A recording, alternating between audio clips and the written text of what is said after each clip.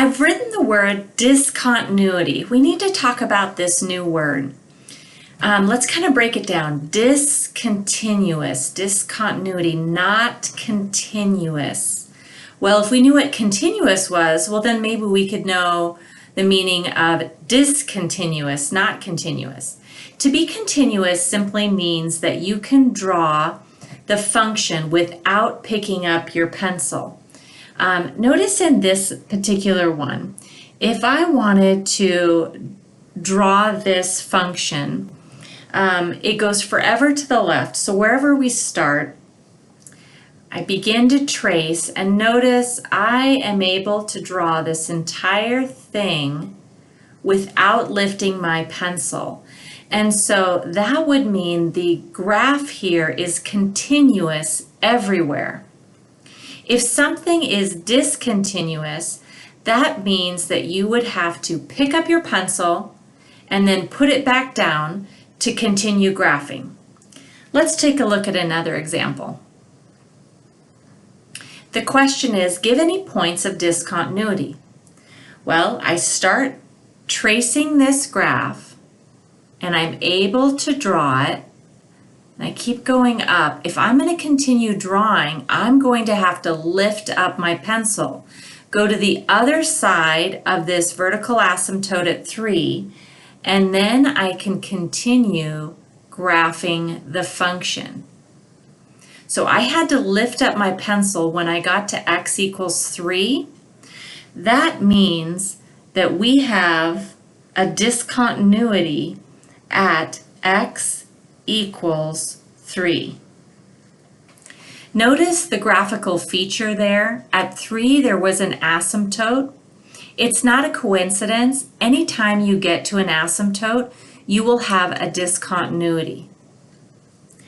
Let's look at another example.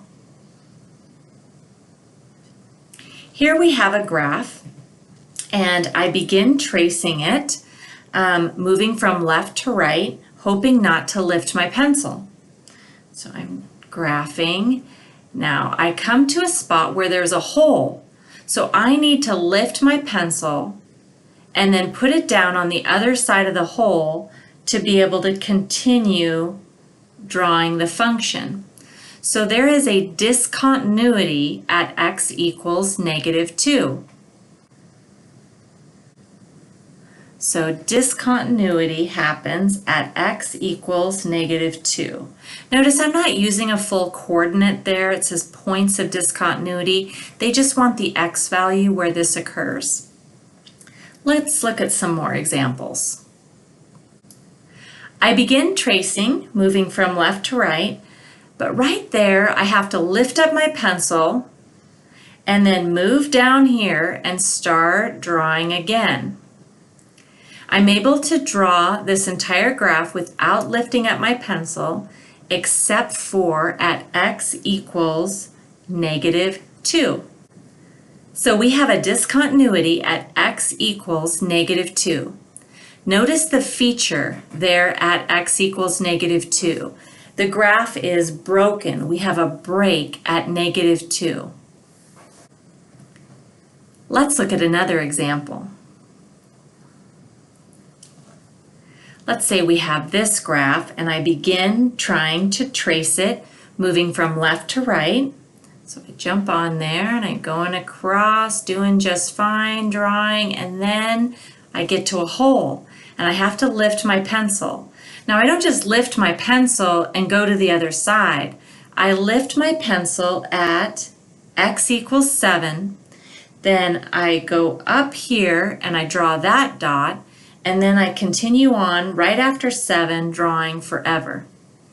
The only time I had to lift my pencil was at x equals 7, so that is the location of our discontinuity. So x equals 7. Notice that there is a hole. Not only is there a hole at 7, but there is a little point extra up above.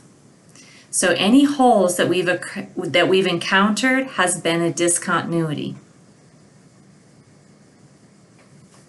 Lastly, let's look at this example. If I try to trace this one, I jump on moving from left to right and I begin drawing, and I can continue drawing, and I would just keep going down forever. I would never need to lift my pencil to draw this one. So that means we do not have any points of discontinuity.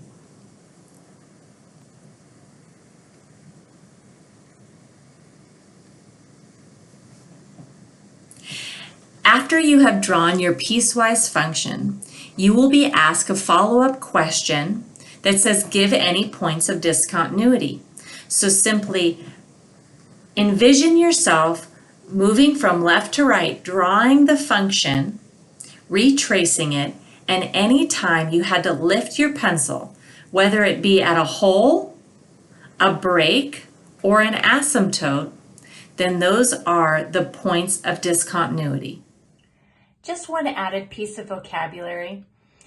If you have a discontinuity at a hole, that is known as a removable discontinuity. But if the discontinuity is caused by an asymptote or a break, then it is a non-removable discontinuity.